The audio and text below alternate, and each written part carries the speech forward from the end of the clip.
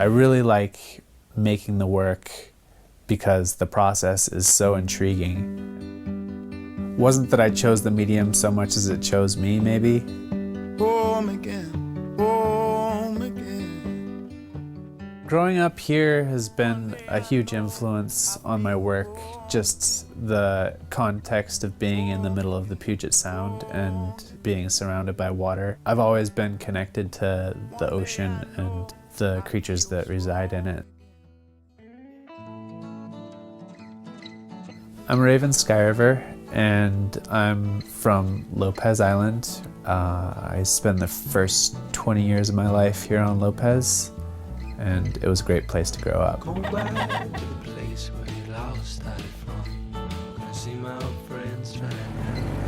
So when I was a teenager, I raised a cow. With the money I got from selling the 3 quarters of beef, I bought a sailboat. So I spent a lot of time sailing out here when I was little. Then I got into glass, and I sold my sailboat so I could go take a class in Italy. So that was the end of that.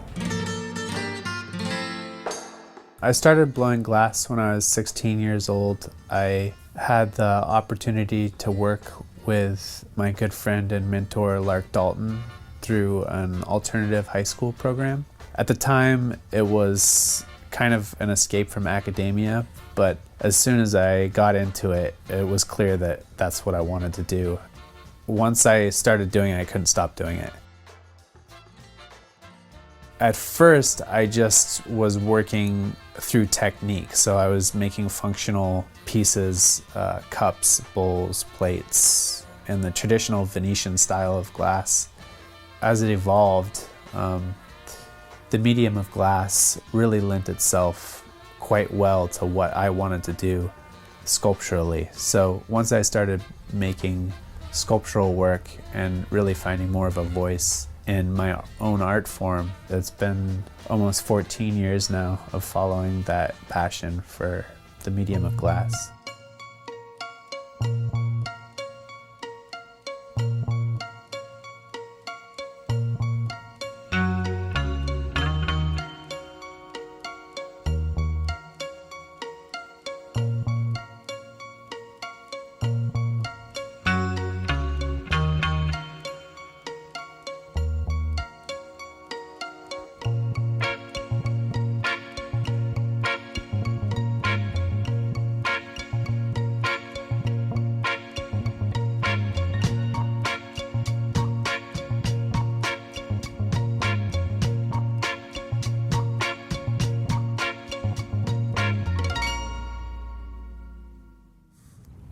I love the product of what I make, but a huge aspect of why I do what I do is the process.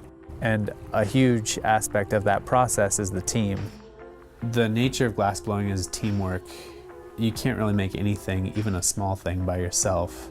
I just feel really fortunate to live in the Seattle area where there's so much talent in the glass field. All of those people that I worked with are artists in their own right, and they really bring a lot to the table as far as helping me think on my feet in the moment, because there's not really any setting the glass down while it's hot and walking away and thinking it over. I can rely on all those people to help me with problem solving and decision making. The collective skill there is, close to 60 years worth of glass blowing experience when you put it together. And they're all people that I trust and are people that I consider as friends.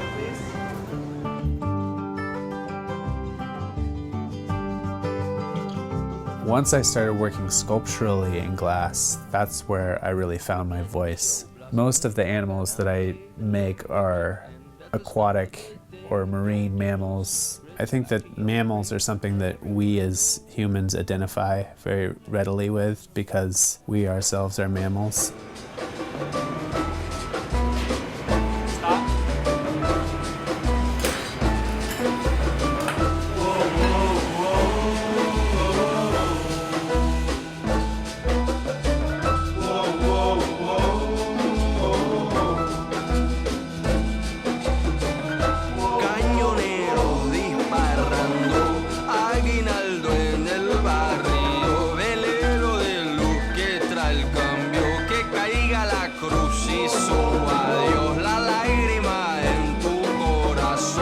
suéltala, mi amor. Angelica, Angelica,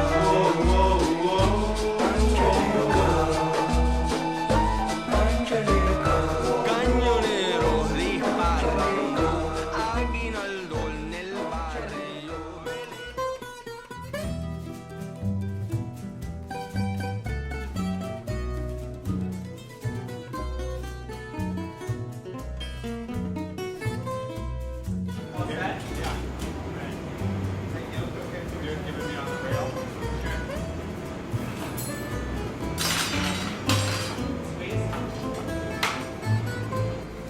The side of the head's flattening out a little bit, so we don't have compressed air. So towards the end, I'm going to try to puff it up some just with the soapy, but otherwise it looks good.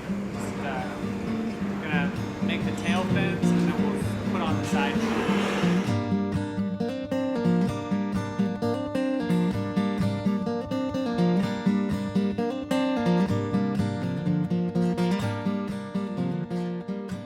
I feel that it's important as an artist to not limit yourself.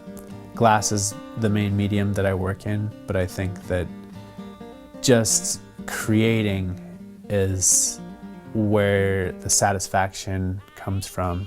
Whether it's drawing or sculpting something, you get the same gratification. I revisit similar forms and the forms become more graceful. I may be able to distill the essence of the form a little more. The work also evolves and I try new things that I haven't tried before, or I try old forms in a new way.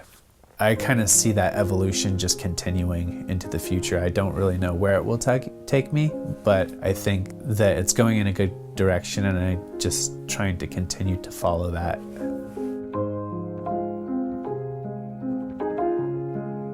And the process in the hot shop is my biggest passion. To be able to make a living making glass art is just phenomenal. It's like a dream come true. Knowing that I wanted to do that from the very first time I blew glass, and then looking back and realizing that I'm doing that is pretty surreal in a way. And so I definitely am able to pursue my own passion and make a living at it and support my family in a big way.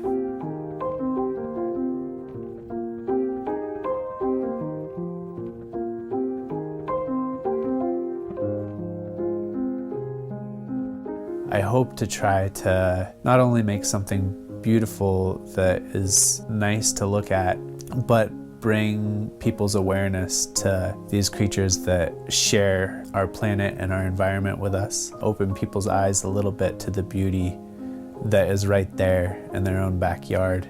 Maybe also the fragility of the ecosystems that they live in. We take what the ocean gives for granted a lot of time, as far as a limitless supply of food or a place where we can leave our trash or dump our toxins. It's easy to be negative about that, but I just hope that the beauty of the creatures helps raise some sort of awareness or brings people's attention to that aspect.